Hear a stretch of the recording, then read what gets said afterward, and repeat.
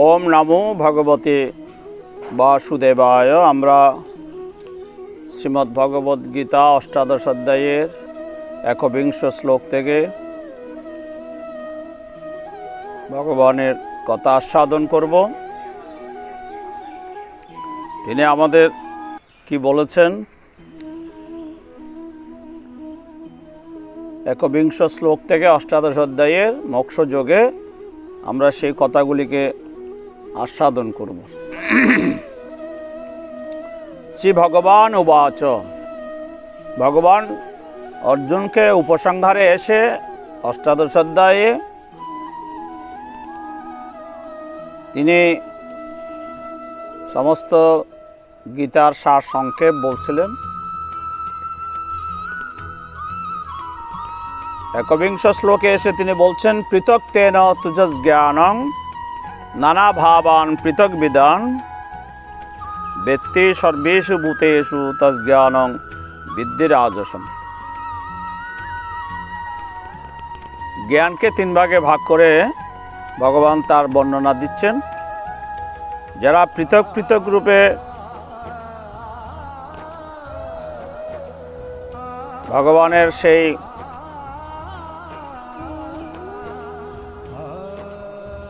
রূপকে তারা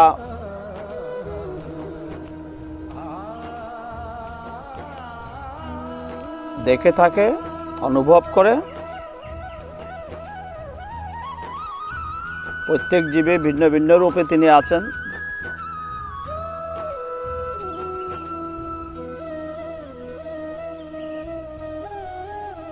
তাদের সেই জ্ঞান রাজসিক জ্ঞান। আমাদের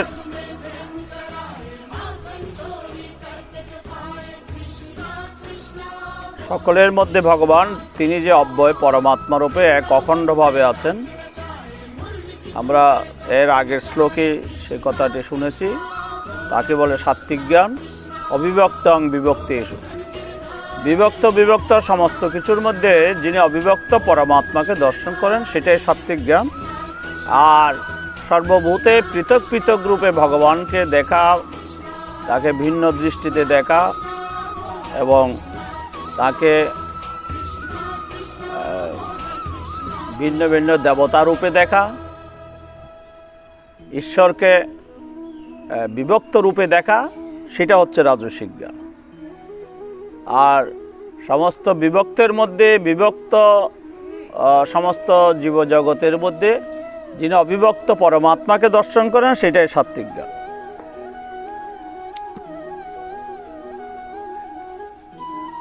যত্তু কৃষ্ণবদে কস্মিন কার্যে শক্তমহিতুকম,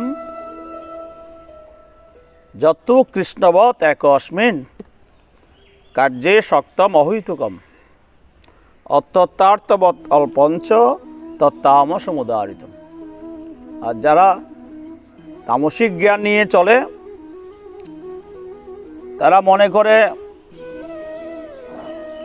জ্ঞানের দ্বারা কোনো বস্তু বিষয়ের প্রকৃত তত্ত্ব না জেনে যুক্তিহীনভাবে কোনো একটি বিশেষ কার্যে আসক্তির উদয় হয়। অর্থাৎ যারা কুপমণ্ডকতা নিয়ে চলে, যারা ভগবানকে বিচার করে নিরূপণ করে না, তারা মনে করে তারা যেই দেবতাকে নিয়ে আছে বা যেই উপাসনা নিয়ে আছে, এটাই শ্রেষ্ঠ, এর বাইরে আর কিছু নেই। এরকম যে ভাব, অযথার্থ তুচ্ছ জ্ঞানকে, এরকম তুচ্ছ জ্ঞানকেই বলে তামসিক জ্ঞান, যেটা অযথার্থ, যেটা বিচারহীন। আমাদের ব্যাসদেব বলেছেন, যুক্তিহীন বিচারেণ ধর্মহানি প্রজায়তে, কেবলম শাস্ত্রমাশ্রিত কর্তব্য বিনির্ণয় যুক্তিহীন বিচারেণ ধর্মহানি প্রজায়তে। আমরা অজ্ঞানের বশবর্তী হয়ে যেটা বুঝেছি মনে করছি, সেটাই সব কিছু। বিচার করে আমরা আর দেখার আমাদের সুযোগ থাকে না।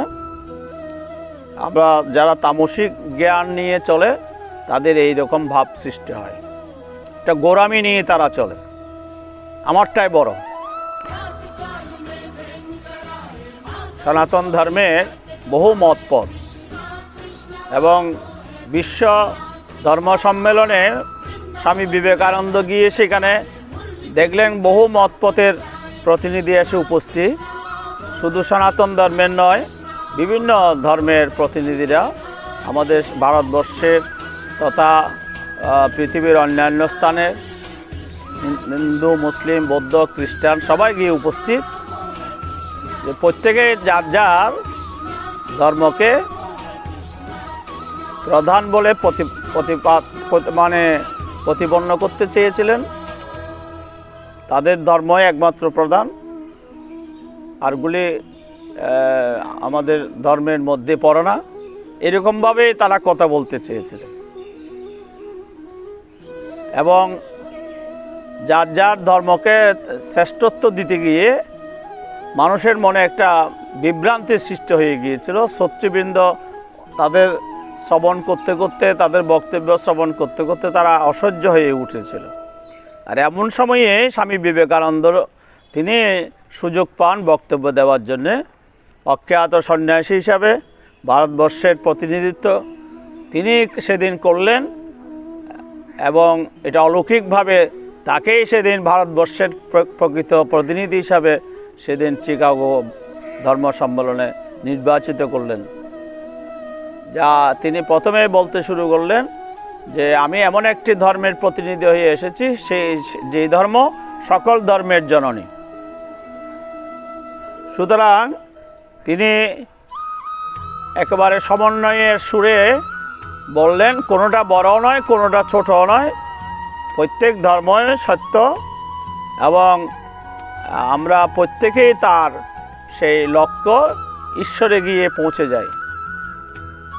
আমরা ভগবানের সেই গীতার বাণীটাকেও তিনি উচ্চারণ করলেন সেদিন, যে যথা মাং প্রবদ্ধন্তে স্তাং তথৈব ভজাম্যহম মম বত্মানুবর্তন্তে মনুষ্যা পার্থ সর্বশ। যে যেভাবে আমাকে উপাসনা করে আমি তাকে সেভাবে অনুগ্রহ করে থাকি, সকল মানুষ আমারই পথ অনুবর্তন করে। এখানে তিনি বাদ দিলেন না, কোনো ধর্ম উল্লেখ করলেন না।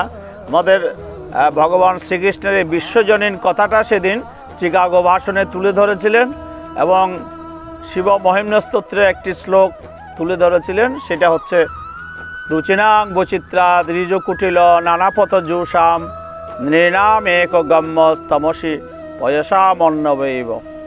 রুচি বৈচিত্রতা নিয়ে আমরা বিভিন্ন মতে পথে সাধন করি, যে আমাদের কিন্তু লক্ষ্য এক, আমরা গন্তব্য এক।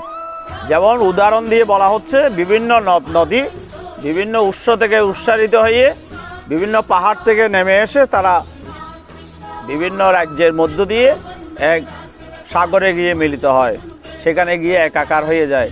সেখানে গঙ্গা, যমুনা, সরস্বতী, কর্ণফুলী বা মাতামুহুরী, শঙ্খ নদী, এগুলির মধ্যে কোনো পার্থক্য থাকে না। সকলের জল গিয়ে এক মহাসাগরে মিলিত হয়ে যায়, নাম রূপ হারিয়ে ফেলে।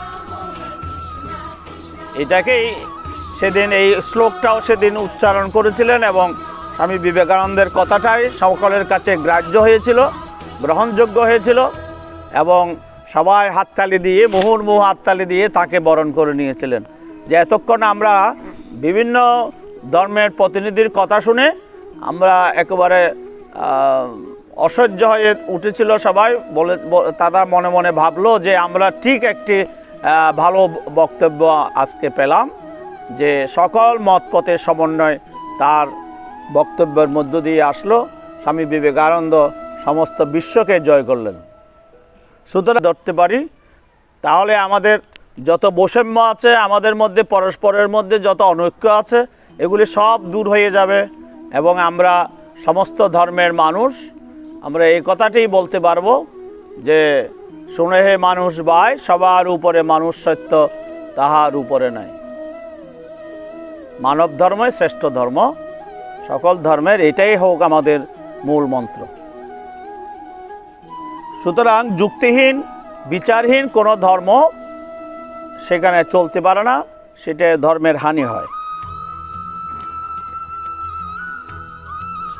ভগবান বলছেন, নিয়তং সঙ্গরহিতম অরাগ দেশত কৃতম অফল প্রেপসনা কর্ম যত সাত্বিকমুচ্যতে নিয়তং সঙ্গরহিতম অরাগ দেশত কৃতম। ফলের আকাঙ্ক্ষা না করে রাগ দেশ বর্জনপূর্বক আসক্তি শূন্য হয়ে যে নিত্য কর্ম অনুষ্ঠিত হয় তাকে সাত্বিক কর্ম বলে। এবার কর্মের বিভাগ করছেন, সাত্বিক কর্ম, রাজসিক কর্ম, তামসিক কর্ম। নিয়ত কর্তব্য কর্ম যারা আসক্তি শূন্য হয়ে সর্বদাই করে যায়, ফলাকাঙ্ক্ষাহীন হয়ে, সেই কর্মই সাত্বিক কর্ম। কর্ম তো আমরা সবাই করি। একজন মহাপুরুষ তিনিও কর্ম করেন, একজন বিষয় আসক্ত মানুষ তিনিও কর্ম করেন, কিন্তু কর্মের মধ্যে ভাবের পার্থক্য আছে, ভাবের গড়ে অমিল আছে। কেউ নিষ্কামভাবে কর্ম করেন আর কেউ বিষয়ের আসক্তি নিয়ে কর্ম করেন। যে কর্ম করলে মানুষের জীবনের পতন হয় না, সেটাই প্রকৃত কর্ম। যে কর্ম করিলে হয় আত্মার পতন, হেন কর্ম করিও না কুন্তীর নন্দন। আমরা আমাদের মনের পতন হয় সেরকম কর্ম যেন না করি জীবনে। এমন কর্ম করব যাতে আমার মনের উত্থান, আমার ঊর্ধ্বগামী হয়, মনকে আমরা ঊর্ধ্বে রাখতে পারি, মনকে আমরা সর্বভূতে ভগবত দর্শন করার সেই সুযোগ আমাদের ঘটে। সেভাবেই আমাদের কর্ম করতে হবে। কর্মটাই আমাদের উপাসনা হয়ে যাবে, কর্মই আমাদের ওয়ার্ক ইজ ওয়ারশিপ হয়ে যাবে। ইংরেজিতে বলে ওয়ার্ক ইজ ওয়ারশিপ। আমরা যে কর্ম করি এটা আরাধনা, এটাই প্রার্থনা। এই যে তোমরা সকালবেলা উঠে বা বিকেলবেলা বা তোমাদের টাইম মতো রুটিন মতো তোমরা লেখাপড়া করো, আবার কিছু আশ্রমের কাজকর্ম করো, সেটা হচ্ছে একটা উপাসনা হিসাবে। ওই কর্মটাই উপাসনা। আশ্রমের যে কর্মই করি আমরা, সেটা কি রান্নাঘরের কাজ, কি ঝাড়ু দেওয়ার কাজ, কি ফুলবাগানের কাজ, কি ক্ষেত কিরার কাজ, এই আশ্রমের সমস্ত কাজটাই হচ্ছে উপাসনা হিসাবে আমাদেরকে গ্রহণ করতে হবে। এবং আমাদের জপ ধ্যান, আমাদের প্রার্থনা সবগুলি যেমন আমাদের উপাসনা, আমাদের বাইরের আশ্রমের নিত্যনৈমিত্তিক মঠের বিভিন্ন বিভাগের কাজগুলিকে আমরা যদি নিজেরা করি, সেটাকে উপাসনা হিসাবে আমাদের মনে মনে ধারণা করতে হবে যে আমি ভগবানের সেবা করছি। যদি ওই কর্মের মধ্যে আমাদের কোনো মনের মধ্যে আমাদের অস্থিরতা থাকে, বিরক্তিবোধ থাকে, তাহলে সেটা কিন্তু কর্ম হবে না, সেটা ঈশ্বরীয় কর্ম হবে না, সেটা ওই রাজসিক তামসিক কর্মের মধ্যে পড়বে। যত কামেপ্সুনা কর্ম সাহংকারেণ বা পুনঃ ক্রিয়তে বহুল আয়াসং তদ্রাজ সমুদারিতম। ভগবান বলছে যে কর্ম কামনা বাসনা সহকারে এবং অহংকারের সাথে করে, আমি এই কর্মটা করছি আশ্রমের, আমার দ্বারা আশ্রম লাভবান হচ্ছে, এরকম ভাব যদি থাকে তাহলে তার কর্মটা রাজসিক কর্মের মধ্যে পড়ল। এবং সবসময় অহংকার ভাব থাকে, আমার মতো কর্ম আর আশ্রমে কে করতে পারে, এই অহংকারের সহিত এবং কামনা বাসনার সহিত যে কর্ম করা হয়, ক্রিয়তে বহুল আয়াসং, আমাদের বহু কষ্টে আমরা অনিচ্ছা সত্ত্বে কাজ করি, সেটা রাজসিক কর্ম।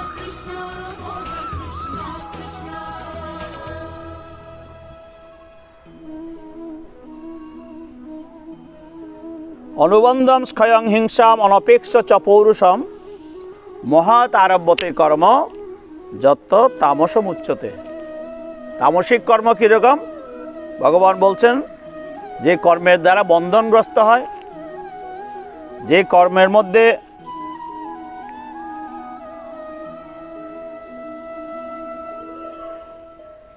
ক্ষতি আছে, জীবহিংসা আছে এবং কর্ম সম্পাদনের সামর্থ্য বিচার না করে মোহবশত আরম্ভ করা হয়, তাকে তামসিক কর্ম বলা হয়।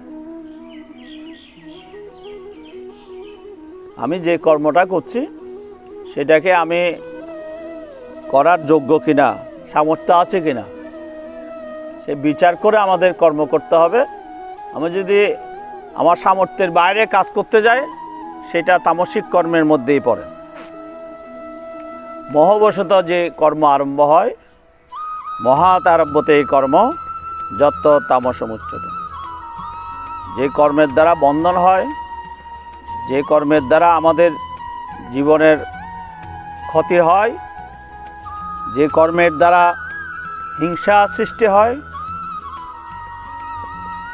এবং যে কর্মের দ্বারা আমাদের পরুষাকারের বিচার থাকে না যে আমার সামর্থ্য আছে কি নাই, এভাবে যারা মোহবশত কর্ম করে তাদের কর্ম তামসিক কর্মে রূপান্তরিত হয়। ভগবান বলছেন এবার ধৃতি ব্যাপারে তিনি সাত্ত্বিক, রাজসিক, তামসিক ভেদে। ধৃতি মানে ধৈর্য। আমাদের প্রত্যেকের ধৈর্য থাকে, এক এক কাজে এক একজনের এক এক রকম ধৈর্য। হ্যাঁ,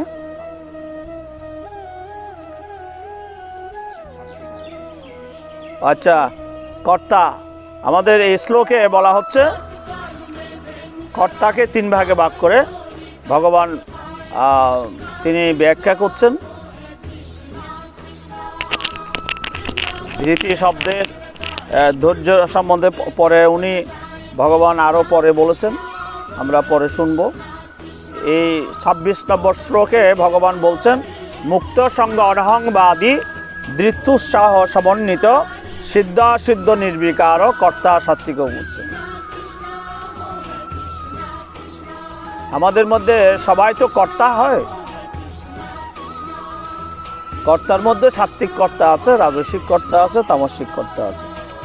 যারা আসক্তি শূন্য হয়ে, অহংকার শূন্য হয়ে এবং ধৈর্য সহকারে, উৎসাহ সহকারে যারা কাজ করে যায়, সিদ্ধি অসিদ্ধ নির্বিকার, সিদ্ধিলাভ হোক না হোক, যে কোনো একটা কাজে আমি সফল হব না হব এই চিন্তা তাদের থাকে না। তারা কর্তব্য কর্ম হিসাবে করে যায় এবং আসক্তি শূন্য হয়ে করে, অহংকার শূন্য হয়ে করে। তাদেরকে সেরকম কর্ম যারা করে তাদেরকে প্রকৃত সাত্ত্বিক কর্তা বলা হয়। আমরা কর্ম, কর্তা এগুলি তিন ভাগে ভাগ করতে গিয়ে প্রায় একই কথা আমরা ঘুরে ফিরে শুনবো, যে যারা আসক্তি ত্যাগী, যারা অহংকার ত্যাগী তারাই কর্তা, তারাই প্রকৃত কর্তা, সাত্ত্বিক কর্তা। যারা অহংকার শূন্য হয়ে কর্ম করে তাদের কর্ম সাত্ত্বিক কর্ম। আসলে কথাগুলি একই, সেই গুণগুলি আমাদের থাকতে হবে সাত্ত্বিক ভাবের মধ্যে। আর রাজসিক ভাবের মধ্যে আমরা রাজসিক কর্তা কাকে বলে? যে কর্তাদের মধ্যে সবসময় একটা কামনা বাসনা থাকবে, কর্মফলের ইচ্ছা থাকবে, কর্মফল জন্য লোভ থাকবে এবং হিংসাত্মক অসুচি, হিংসাত্মক ভাব থাকবে। একজনে কাজ করলে সেই কাজের প্রতি তার হিংসা ভাব থাকবে, নিজের কাজটাকে বেশি বড় করে দেখাতে চাইবে। এগুলি স্বাভাবিক, মানুষের মধ্যে অনেক সময় সেই ভাবটা এসে যায়। হর্ষ শোকান্বিত, কোনো একটা কাজ সফল হলে সেই হর্ষ খুব আনন্দিত হয়, আবার কোনো একটা কাজে যদি তার কোনো বিফল হয় সেখানে খুব শোকান্বিত হয়, অনুশোচনা করে, শোক করে। সেই কর্তা রাজসিক কর্তা। অযুক্ত প্রাকৃত স্তব্ধ শট নস্কৃতি কৌলস বিষাদী দীর্ঘসূত্রী চ কর্তা তামসমুচ্যতে। আর তামসিক কর্তা কারা? যারা ভগবানের যুক্ত নয়, যারা বিনম্র নয়, কাজ করতে গিয়ে যারা অভদ্র হয়ে কাজ করে, অস্থিরমতি হয়ে কাজ করে এবং সততা রাখে, কপটতা রাখে, মনে মুখে এক নেই এবং অলস ভাব তাদের মধ্যে সবসময় বিদ্যমান থাকে, তাদের মধ্যে কাজের কোনো গতি থাকে না এবং অপরের অপমান ও অনিষ্ট সাধনের তৎপর থাকে এবং বিষাদী, সবসময় অবসন্ন ভাব, মনের মধ্যে প্রফুল্লতা থাকে না। এমন কর্তা যারা তামসিক কর্তা হিসাবে অভিহিত হয়। কাজ করতে হবে প্রফুল্ল মনে।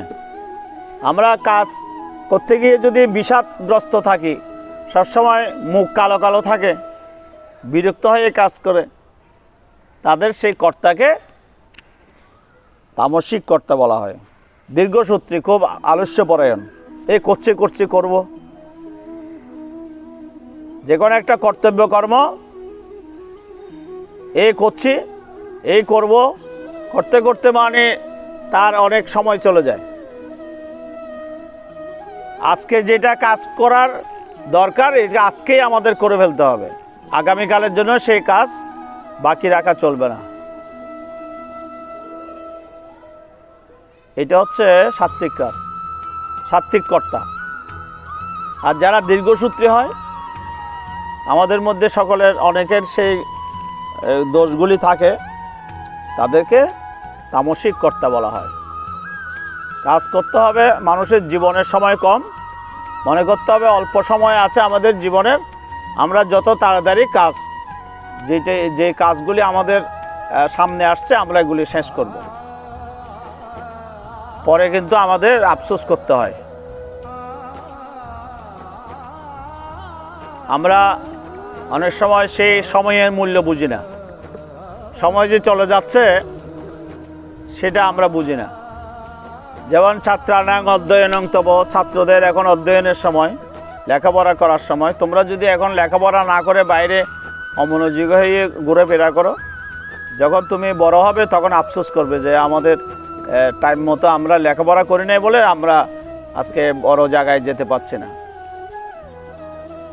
লেখাপড়ায় আমি সফলতা লাভ করতে পারলাম না। এটা পরে মানে তোমাদের আফসোস করতে হবে। এই জন্য দীর্ঘসূত্রী হতে নাই। আমাদের সব কাজ আমরা যেন যথাযথ সময়ে করতে পারি, এরকম অলস হয়ে, অবসন্ন চিত্ত হয়ে, দীর্ঘসূত্রী হয়ে যে কাজ করে, তাদের সেই কাজের কর্তাকে বলে তামসিক কর্তা। এবং তারা শুধু পরে অনিষ্ট সাধন করতে চায় তাদের কাজের মাধ্যমে।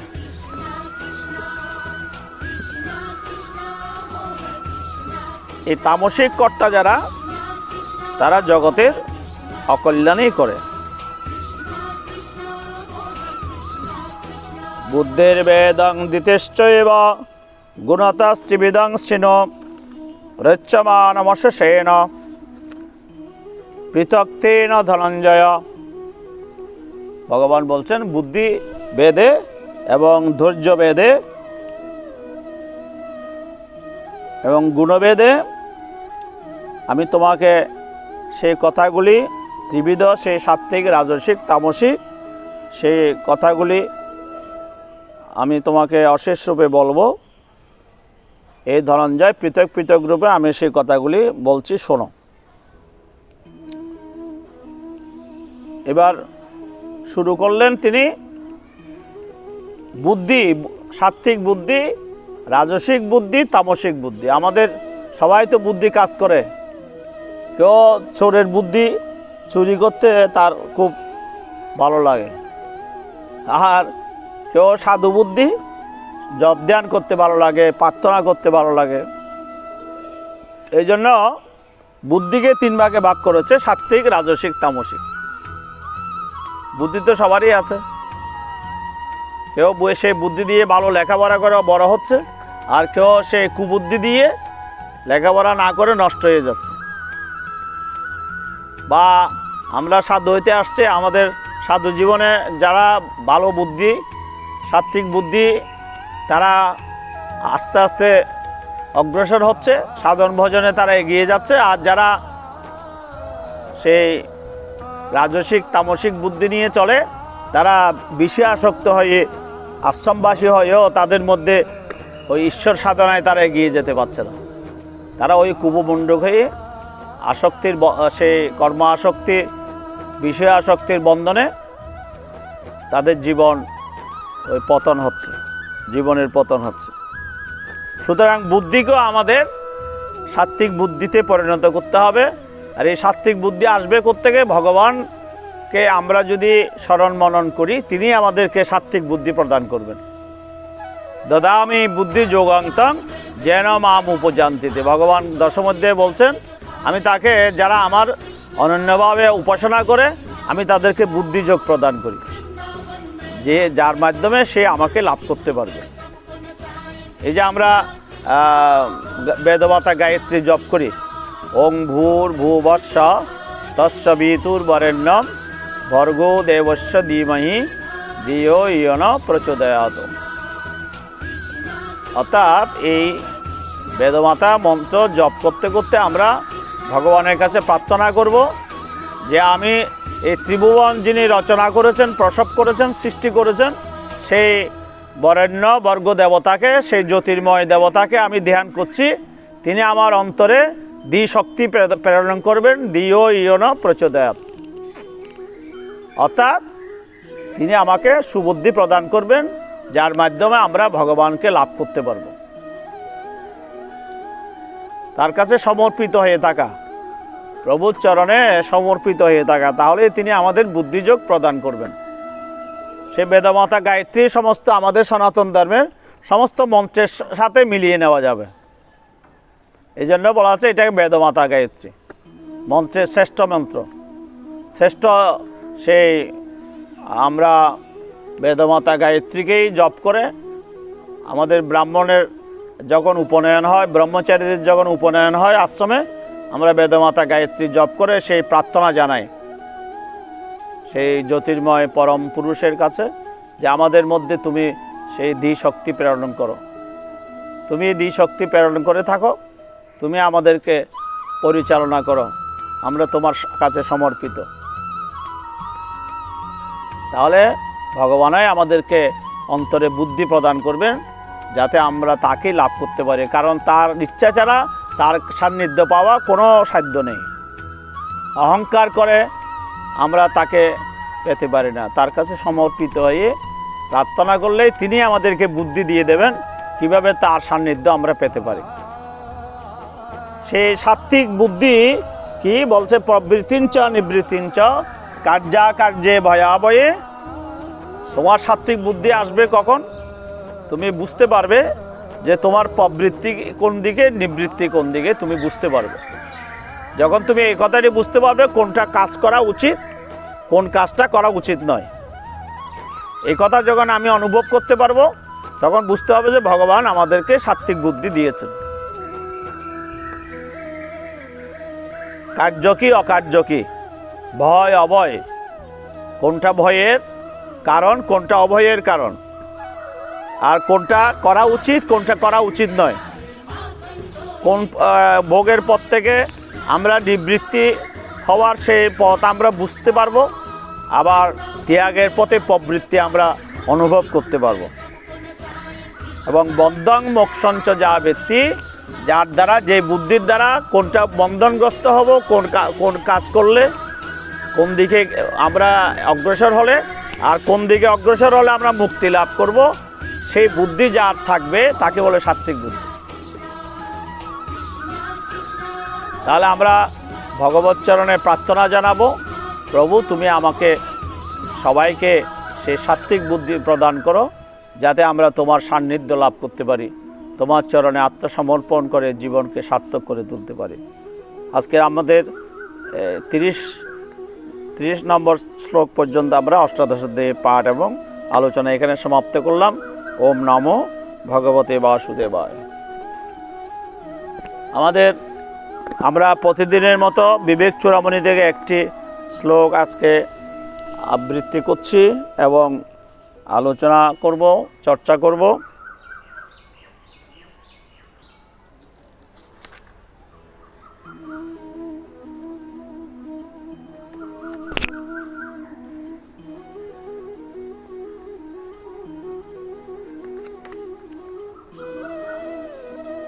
আজকে আমাদের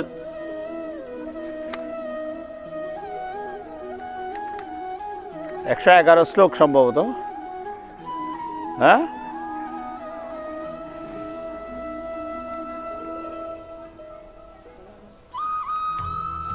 বিক্ষেপ শক্তি রজস ক্রিয়াত্মিকা যত প্রবৃত্তি পশ্চিতা পুরাণী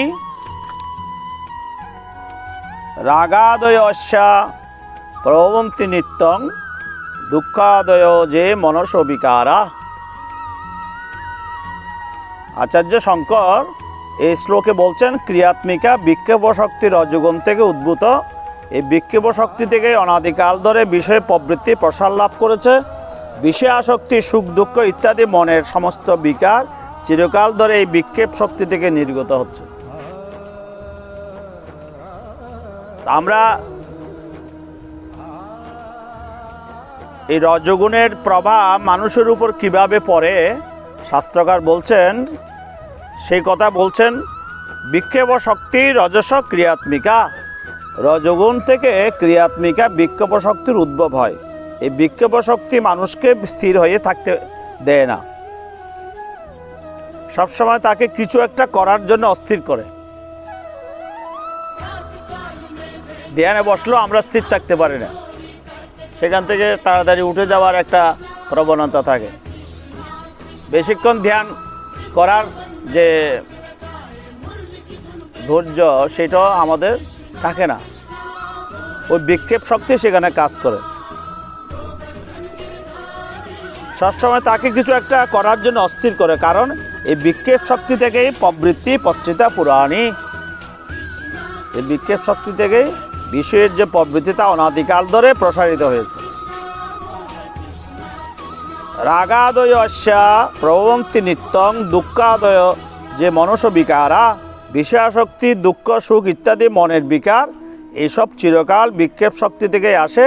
গীতায় ভগবান বলছেন রজ রাগাত্মকং বিদ্ধি তৃষ্ণা সঙ্গ সমুদ্ভবম। আমাদের গীতার 14 অধ্যায়ে গুণত্রয় বিভাগ যোগে ভগবান এই একই কথা বলেছেন।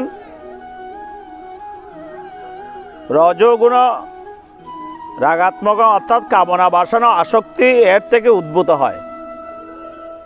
যেমন 3 অধ্যায়েও ভগবান বলছেন কাময়েশ ক্রোধয়েশ রজগুণ সমুদ্ভব। এই রজগুণ থেকে কাম ক্রোধ উৎপন্ন হয়, মানুষকে অস্থির করে।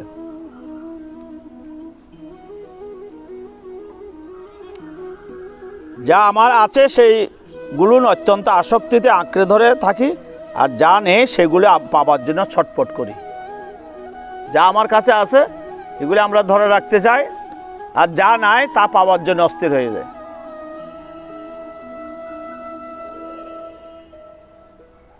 বাসনা পূরণের জন্য সম্ভব অসম্ভব সব কাজে ঝাঁপিয়ে পড়ি। কতগুলি মানুষ দেখা যায় সে স্থির থাকতে পারে না, শুধু চঞ্চলতা। এটি তার বিক্ষেপ শক্তি থেকে তার মধ্যে এই অবস্থার সৃষ্টি হয়। যেগুলি আছে সেগুলিকে আঁকড়িয়ে ধরতে চাই, আর যেগুলি নাই সেগুলির জন্য ছটফট করি। কখন হবে, কখন শেষ হবে, কখন আসবে, আমার বাসনা পূরণ হবে।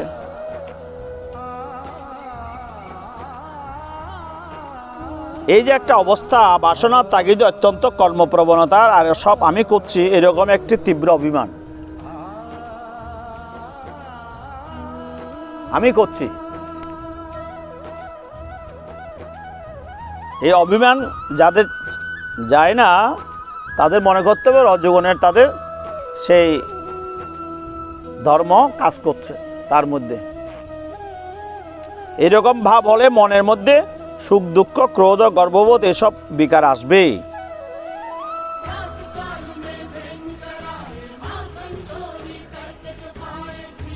কিছু কিছু লোক আছে যে আমি যা করছি এটাই ভালো, এবং সবার থেকে সেই স্বীকৃতি আদায় করতেও চায় যে আমি বক্তৃতা দিলাম, কেমন হলো বলো তো।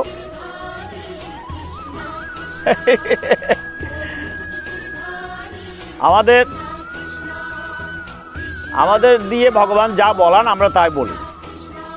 এখানে আমি বলছি আমি বক্তা, আমি ভালো বক্তা, এই কথা চিন্তা করো আমাদের ভুল।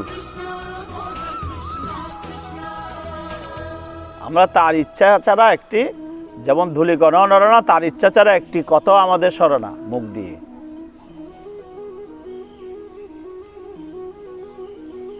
রজগুণের যে শক্তিতে মানুষ এইরকম অবস্থার মধ্যে পড়ে তাকে বলছেন ক্রিয়াত্মিকা বিক্ষোভ শক্তি।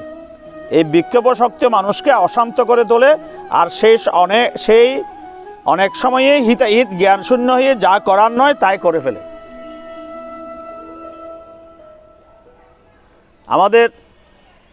আমি আজকে একটি বিশেষ বাণী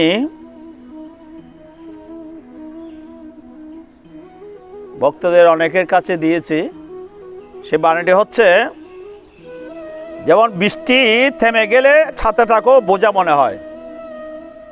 আমরা যতক্ষণ বৃষ্টি থাকে ছাতাটাকে খুব বেশি গুরুত্ব দিই, এটা হাতে নিয়ে রাখি যাতে কেউ নিয়ে না যায়, কারণ বৃষ্টির মধ্যে আমার ছাতার দরকার হবে। কিন্তু যেই বৃষ্টি থেমে গেল ছাতিটা তখন বোঝা মনে হয়, কোথাও ফেলে চলে আসি, অর্থাৎ ছাতিটার প্রতি আর গুরুত্ব থাকে না। কালি ফুরিয়ে গেলে কলমটা আবর্জনার ঝুড়িতে জমা হয়। কলমের কালি নেই, আবর্জনায় ফেলে দিলাম। কেমন তোমরা ফেলো না? ওই যতক্ষণ কালি আছে ততক্ষণ এটাকে খুব যত্নে রাখো, আর যখন কালি ফুরিয়ে গেল রেখে ফেলে দিলে।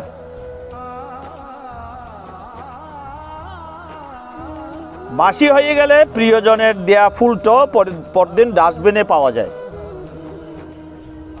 আমরা প্রিয়জনকে একটা ফুল দিলাম বা ভগবানকে ফুল দিয়ে অর্চনা করলাম, বাসি হয়ে গেলে পরের দিন পূজার আগে বা রাত্রে আমরা বাসি ফুলগুলি সরিয়ে ফেলি।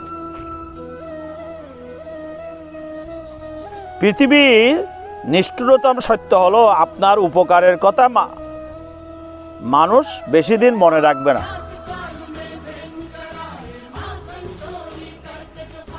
জীবনের সবচেয়ে নিদারুণ বাস্তবতা হলো কার কাছে আপনি কতদিন প্রায়োরিটি পাবেন সেটা নির্ভর করবে কার জন্য কতদিন কিছু একটা করার সামর্থ্য তার উপর আপনার আছে।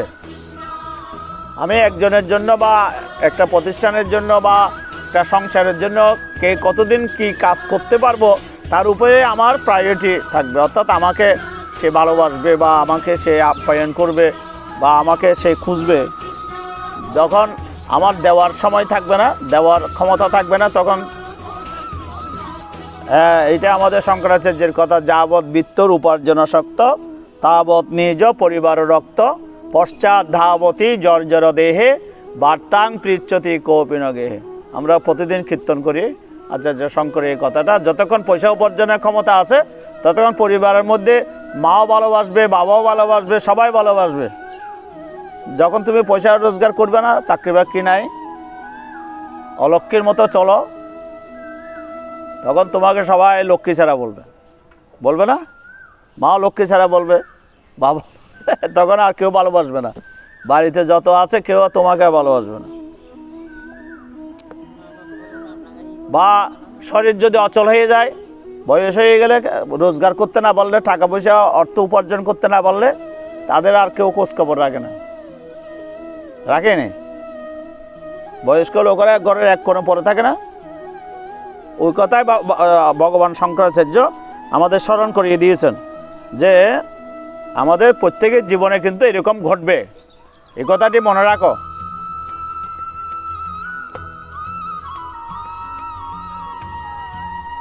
এই বাস্তবতা আপনি মানলেও সত্যি, না মানলেও সত্যি। আজ সকালে যে পত্রিকার দাম 10 টাকা, একটা পত্রিকা কিনে নিয়েছি 10 টাকা দিয়ে, একদিন পর সেই একই পত্রিকা 1 কেজির দাম 10 টাকা।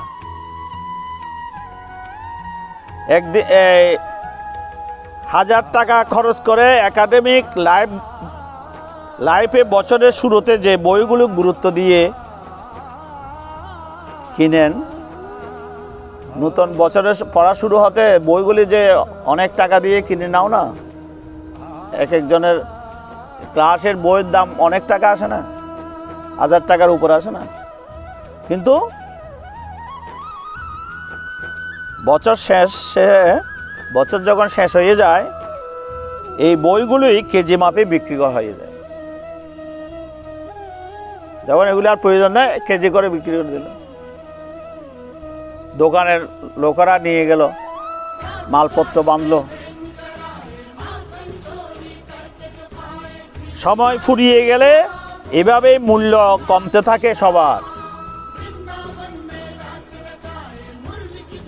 সব কিছুর। আমরা আপাদমস্তক স্বার্থপর প্রাণী।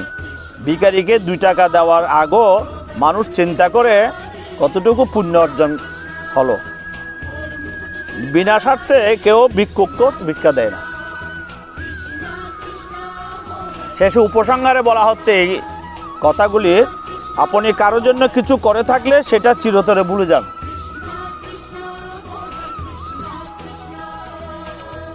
কারণ সেটা যতদিন আপনি মনে রাখবেন ততদিন সেটা আপনাকে অহংকারী করে তুলবে। আমি এই মঠের জন্য এই কাজ করেছি, এই করেছি, সেই করেছি, এগুলি যদি মনে রাখো তাহলে তোমাকে অহংকারী করে তুলবে। আমি কিছুই করে নেই। আবার কেউ যদি আপনার জন্য খুব ছোট কিছু করে থাকে, কেউ যদি তোমার ছোট্ট কোনো উপকারও করে থাকে, তবে সেটা আজীবন মনে রাখবে, কারণ এটা আপনাকে বিনয়ী ও কৃতজ্ঞতা সম্পন্ন মানুষ হিসাবে, একজন ভালো মানুষ হিসাবে বাঁচিয়ে রাখবে। আমাকে কেউ একজন উপকার করলো, আমি সেই কথাটি সবসময় কৃতজ্ঞ থাকবো। সে তাকে দেখলে আমি তার প্রতি সবসময় কৃতজ্ঞতা বোধে তার সাথে কথা বলবো, বিনয়ী হয়ে কথা বলবো। তাহলে আমাকে বিনয়ী হিসাবে, একজন ভালো মানুষ হিসাবে আমাকে বাঁচিয়ে রাখবে। সুতরাং আমাদের সবসময় মনে রাখতে হবে এক কথায়, আমরা গীতাতে যে কথাগুলি পড়লাম, আচার্য শঙ্করের বাণীতে যে কথাগুলি বললাম, সেই কথাগুলিরই প্রতিফলন আমাদের প্র্যাকটিক্যাল লাইফে সেই কথাগুলি এখানে তুলে ধরা হয়েছে বাণীতে। আমরা আজকে এখানে শেষ করছি। ওং নমো পরমাত্মনে।